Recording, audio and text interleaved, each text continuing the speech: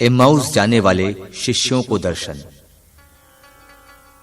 उसी दिन दो शिष्य इन सब घटनाओं पर बातें करते हुए एम्माउस नामक गांव जा रहे थे।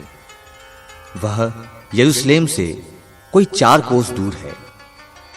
वे आपस में बातचीत और विचार विमर्श कर ही रहे थे कि ईसा स्वयं आकर उनके साथ हो लिए, परंतु शिष्यों की आंखें उन्हें पहचानने में असमर्थ रही।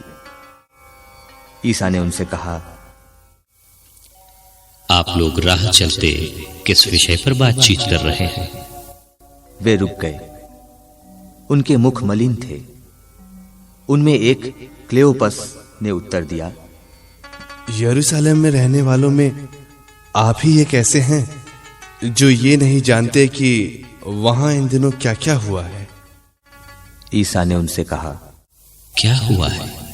उन्होंने उत्तर दिया, बात ईसा नाजरी की है। वे ईश्वर और समस्त जनता की दृष्टि में कर्म और वचन के शक्तिशाली नबी थे। हमारे महायाजकों और शासकों ने उन्हें प्राण दंड दिलाया और क्रूस पर चढ़वाया।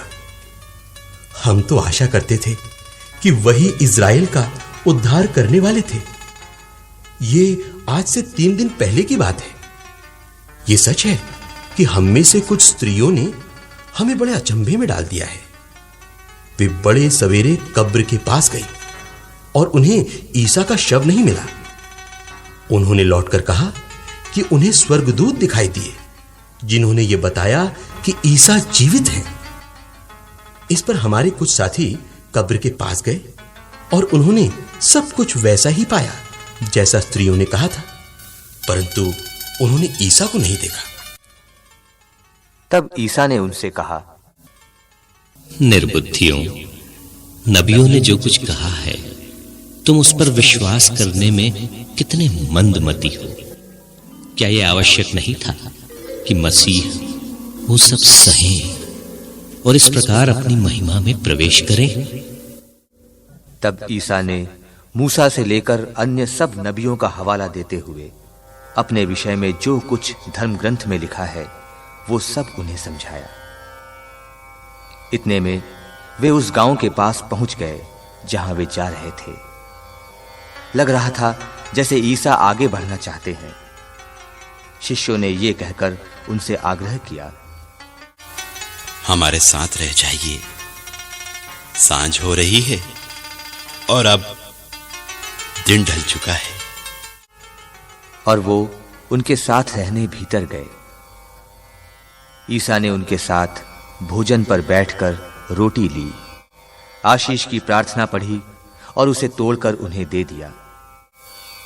इस पर शिष्यों की आंखें खुल गई और उन्होंने ईसा को पहचान लिया, किंतु ईसा उनकी दृष्टि से ओझल हो गए। तब शिष्यों ने एक दूसरे से कहा, हमारे हृदय कितने उद्दीप्त हो रहे थे जब वे रास्ते में हमसे बातें कर रहे थे और हमारे लिए धर्म ग्रंथ की व्याख्या कर रहे थे।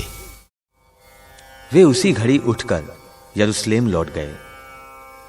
वहां उन्होंने 11 और उनके साथियों को एकत्र पाया जो ये कह रहे थे, प्रभु सचमुच जी उठे हैं और सिमोन को दिखाई दिए हैं।